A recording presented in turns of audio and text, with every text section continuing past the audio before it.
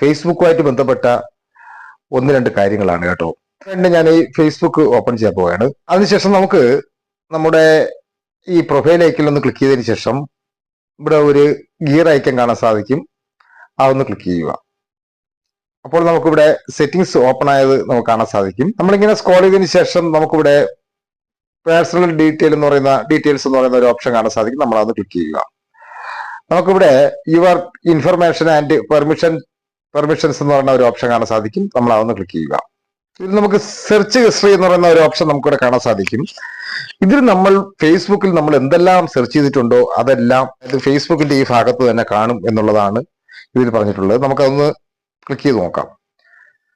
അപ്പോൾ നമുക്കിവിടെ നമ്മുടെ അക്കൗണ്ടിൽ ഏതെല്ലാം അക്കൗണ്ട് ഉണ്ടോ അതെല്ലാം കാണിക്കും. ഞാനിപ്പോൾ ഉപയോഗിച്ചുകൊണ്ടിരിക്കുന്ന അക്കൗണ്ട് ഞാൻ ക്ലിക്ക് ചെയ്യാൻ പോവുകയാണ്.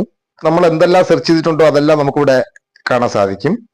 ഈ ക്ലിയർ ആൾ സെർച്ച് എന്ന് പറയുന്ന ഒരു ഓപ്ഷൻ കാണാൻ സാധിക്കും. ഞാൻ അത് ക്ലിക്ക് ചെയ്തതിനു ശേഷം നമുക്ക് ഇതിപ്പോ ലാസ്റ്റ് 1 മണിക്കൂറിനകത്തുള്ളതാണെങ്കിലും ഇന്നലെ ഉള്ളതാണെങ്കിലും ആൾ ടൈം ആണെങ്കിലും നമുക്കിതുപോലെ ക്ലിയർ ചെയ്ത് കൊടുക്കാം.